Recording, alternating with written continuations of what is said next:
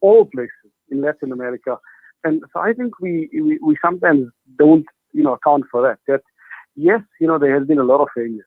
And Egypt is largely, worse off now than it was 10 years ago. Economically, on GDP per capita is down. If we look at it in a more inclusive manner, not just the rich getting richer, the freedoms are less. We have a president that now is likely to rule until 2034, and those issues are there. But in saying so, there was a certain period in Egypt, in the past 10 years, between 2011 and 2013, July 2013, where there was a real democracy. And, this real popular power, representation will have conscientized many of the Egyptian youth and will, have a big say in the country going forward.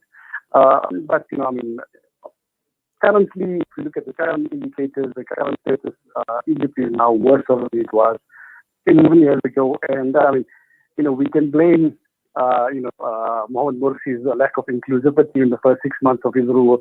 We can blame, the Gulf powers, but also, we need to also ask, firmly lay the blame at the US and Europe, who still continue to fund and, Egypt, despite criticizing, or at least rhetorically criticizing, the lack of freedom that the Sisi regime has instituted. Yes. Now, one thing that he is obviously featuring prominently and has been in the case of Hosni Mubarak, and possibly even worse under Abdel Fattah al-Sisi, talking about repression. And we know that repression will never, ever be a solution. But at this point in time, we know how the situation has evolved over a period of time. And you mentioned Mohamed Morsi, his first 6 months. And the thing is, at the end of the day, he was not even given an opportunity, because I think looking at what he had inherited from Hosni Mubarak, it would have taken a long time. And we see similar situation in Pakistan, for instance, in terms of what Imran Khan, despite whatever intentions he may have, it hasn't been an easy ride because of the past and what you have inherited. I think it's true. I think the difference, though, in Sisi, Morsi versus Imran Khan is Imran Khan is a very, the democracy in Pakistan has been there for periods and had been there for periods. Yes, there were periods of military rule, Zulfikar Ali Bhutto's killing, assassination, the whole Musharraf period. But there were periods in the country's history where there was a real democracy.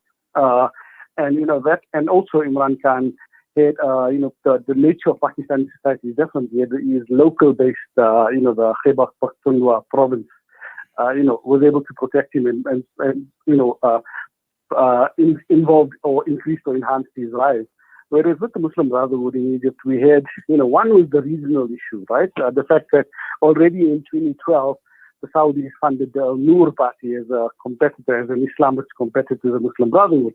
The fact that, they funded the coup and funded the regime after the coup. So there was a regional issue.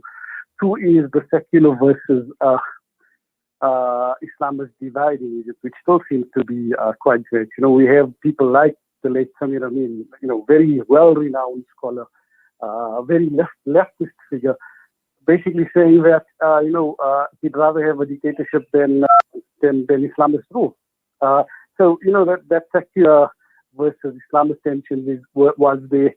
And also, unfortunately, the period of Mubarak's rule, so the formation, if there's a dictator ruling for long enough, then you have the deep state.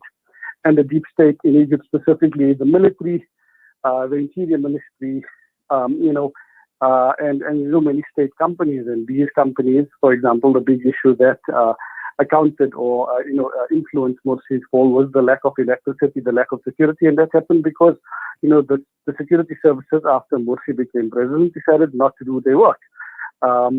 It's no surprise that electricity mysteriously came back 3 days or 4 days after Morsi went. So, the state enterprises were on the go slow.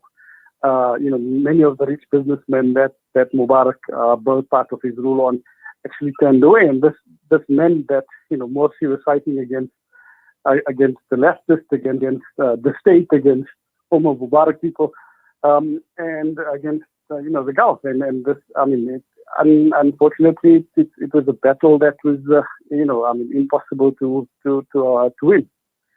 Yes. Now, also, Ibrahim, in the absence of the Ikhwan or the Muslim Brotherhood, we know they've obviously been neutralized in Egypt.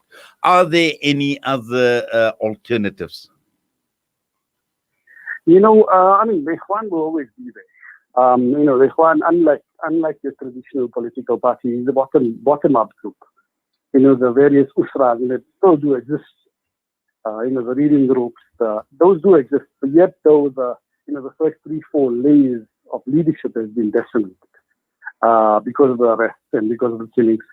The only alternative to Sisi currently seems to be, one is Wilayat Sinai, which has gained because of, the undermining of democracy, and that has gained the Hazm group in central Egypt, which is the more militant Islamist component that's not linked necessarily to ISIS. And on the streets, we see from time to time issues that force protests. You had the Muhammad Ali protest a few years ago in 2019 about corruption in the state ministry. But the question or the repressive state apparatus is so huge and so large that unfortunately, there's no real no opposition or coordinated opposition has been allowed to form. Now, we have to see, Sisi was Trump's most favorite dictator, and Biden said he's not going to give him such a free card. So, maybe Western pressure now, because the Gulf is not going to pressurize him, Western pressure may lead to some openings, because, a failing which is very difficult to see, anything dislodging Sisi unless from within the military.